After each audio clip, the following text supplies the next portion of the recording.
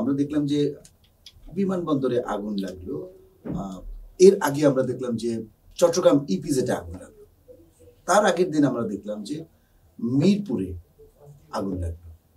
এখন প্রশ্ন হলো যে এই বিষয়গুলো নিয়ে প্রধান উপদেষ্টার কার্যালয় থেকে একটি বিবৃতি দেওয়া হয়েছে, যেখানে যে বিবৃতির মাধ্যমে একটি বিষয় স্পষ্ট হয়েছে যে এখানে কোনো ষড়যন্ত্র কিংবা অন্য কোনো আভাস আছে এবং সেই শঙ্কা আছে, এবং সেই শঙ্কা থেকেই সেখানে বলা হয়েছে যে এরকম যদি কোনো প্রমাণ পাওয়া যায় তাহলে সেই গোষ্ঠী বা সেই ব্যক্তির বিরুদ্ধে কঠোর ব্যবস্থা নেওয়া হবে।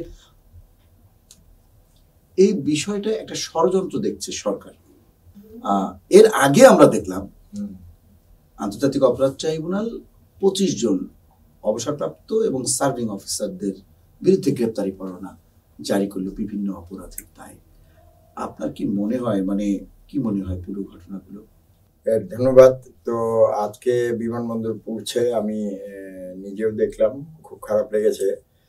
তো কনস্পিরেসি থিওরি তো থাকবেই, সবাই ধরেন যে ধরনের ঘটনায়, আর যখন দেশে একটা অস্থির অবস্থা বা একটা স্ট্রেস সিচুয়েশন বিরাজ করে তখন প্রতিটি ঘটনার সাথে মানুষ এগুলো রিলেট করার চেষ্টা করে।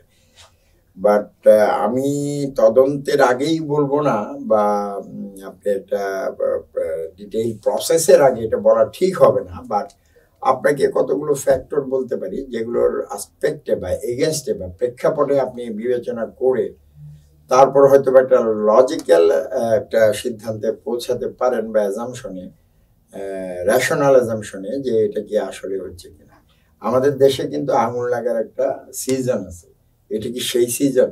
বা সেই সিজন হলে ধরেন যে যে স্থাপনাগুলোতে আগুন লাগছে, আগে আমরা আমাদের যে একটা আগুন লাগার কিন্তু একটা প্যাটার্ন আছে বা ট্রেন্ডস আছে আমাদের দেশে, তাই না? শীতকালে বেশিরভাগ। হ্যাঁ, তো শীতকালে এবং খরার সময়ও হয় আর কি এটা। তারপরে আপনি ধরেন যে আমাদের গার্মেন্টসে, তারপরে ধরেন যে আপনার এই কেমিক্যালস ইন্ডাস্ট্রিগুলোতে, শহরে বা হোটেল, এগুলোতে। বিমানবন্দরে আগুন কি আপনি কখনো শুনেছেন আগে এরকম ভাবে বিমান ছাড়া? সেটাই আর কি, যে অস্বাভাবিক কিছু ব্যাপার। সো আপনাকে ওই জিনিসগুলো দেখতে হবে আগে, হ্যাঁ, যে আপনি যে এটা কি আমাদের ধরেন যে নর্মাল যে প্যাটার্ন, সেই প্যাটার্ন গুলোর সাথে যাচ্ছে কিনা। কারণ আপনি একটা কনস্পিরেসি বা অন্য কিছু তখনই বুঝবেন যে যখন অ্যাবসেন্স অফ নর্মালিটি। তো আমি সেটা বললাম যে আগুন লাগার সিজনটা আমাদের এখানে চলছে কিনা এই সময়। তারপরে ধরেন যে যে প্যাটার্নে আমাদের ঢাকা শহরে আগুন হয় সেগুলোর সাথে মিলে যাচ্ছে কিনা। তো অ্যাবনর্মাল কিছু মনে হলে তখন কিন্তু মানুষজন যে ভিতরে কোনো কনস্পিরেসি বা ইচ্ছা করে করা হয়েছে কিনা। এখন সেই প্রশ্নটা দিয়ে আছে, ইচ্ছা করে করা হয়েছে কিনা। ইচ্ছা করে কারা করতে পারে? এখন দেশে যে পরিস্থিতি চলছে, বিপ্লব পরবর্তী অবস্থা, সবাই একটা ধরেন যে নির্বাচনের মাধ্যমে রাজনৈতিক প্রক্রিয়া দিয়ে যাবে। তো এখন আপনি রিলেট করেন, যদি কেউ মনে করে যে না এই নির্বাচনটাকে পিছাতে হবে, তাহলে কিছু অস্থিরতা সৃষ্টি করলে এবং একটা ইনকনফিডেন্স টু ইন্টারিম গভর্নমেন্ট, যে তারা কি এটা পারবে কি পারবে না, বা দেশে যদি এই আগুন লাগা, বিচার, এগুলো মিলে একটা অস্থির পরিস্থিতি সৃষ্টি হয়, তো সেই ক্ষেত্রে তো কনস্পিরেসি থিওরিটাকে জাস্টিফাই হয়ে যাবে আর কি। তো আপনাকে আমি এখনো বলছি না যে এটা হচ্ছে, কারণ এটা আপনি তদন্ত এবং প্রমাণ ছাড়া এটা বলাটা ঠিক হবে না। বাট আমি যে ফ্যাক্টরগুলো বললাম, সে ফ্যাক্টরগুলোর প্রেক্ষাপটে আপনি যদি বিশ্লেষণ করেন, মেন্টাল অ্যাপ্রিসিয়েশন করেন, তাহলে আপনাকে একটা অন্যদিকে মনে হতে পারে।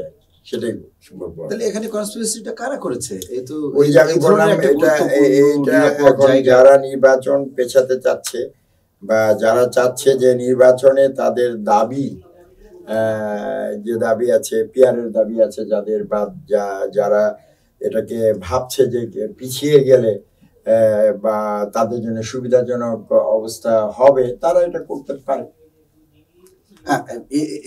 এটা একটা আপনি বললেন যে যারা চায় না নির্বাচন সঠিক সময় হোক, এটা একটা দিক আছে। কিন্তু আমি প্রশাসন সহ বিভিন্ন জায়গায় আমরা জানি যে বিগত সরকারের লোকজনও রয়েছে, সেখানে তাদের বিশ্বস্ত লোকজন রয়েছে, এবং আমরা জানি শেখ হাসিনা সেখানে বসেই দেশে অস্থিতিশীল পরিস্থিতি সৃষ্টির চেষ্টা। ওই যে ওটা একটা বললাম, যে একটা তো বললাম যে নির্বাচন পেছানোর ব্যাপার, আর একটা হচ্ছে যে আমাকে ছাড়া নির্বাচন করা যাবে না, দেশে এই পরিস্থিতি হবে। এখন কেউ যদি সেটাও করতে চায়, ঠিক আছে, তো এটা হচ্ছে যে আমাদের ডোমেস্টিক পলিটিক্যাল পার্টিগুলোর স্টান্স থেকে বললাম। আবার আপনি যেটা আনলেন যে ধরেন যে এখানে ডোমেস্টিক ফ্যাক্টর কিন্তু এখন গ্লোবাল ওয়ার্ল্ডে আইসোলেটলি কিন্তু অনেক কিছু কন্ট্রোল বা ম্যানিপুলেটেড হয় না, ঠিক আছে? যে রিজিওনাল ফ্যাক্টর থাকে, জিও স্ট্র্যাটেজিক ফ্যাক্টর থাকে, সেগুলো দ্বারা নিয়ন্ত্রিত হয়। কারণ বাংলাদেশ ওই মায়ানমারের সাথে যুদ্ধ হবে কি হবে না, এটা কিন্তু বাংলাদেশ আর মায়ানমারের গভর্নমেন্ট বা সেনাবাহিনী ঠিক করে না,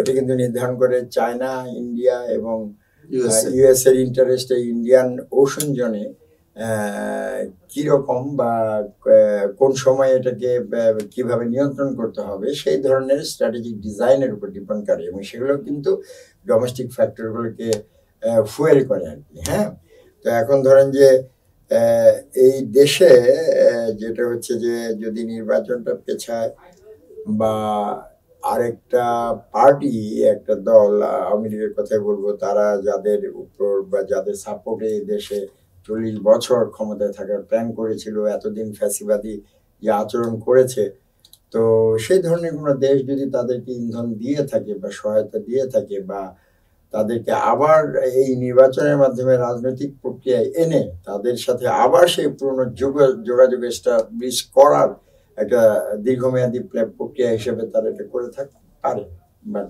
এটাকে খুব একটা অস্বীকার করা যাবে সেটাও না। তো যদি অস্থিরতা সেই রাজনৈতিক দল করে থাকে এবং তাদের ট্রেন্ডে কিন্তু এটা আছে, ঠিক আছে? আমরা 2011 1/11 আগে আমরা দেখেছি কি ধরনের অ্যাট্রোসিটিস তারা ক্রিয়েট করতে পারে।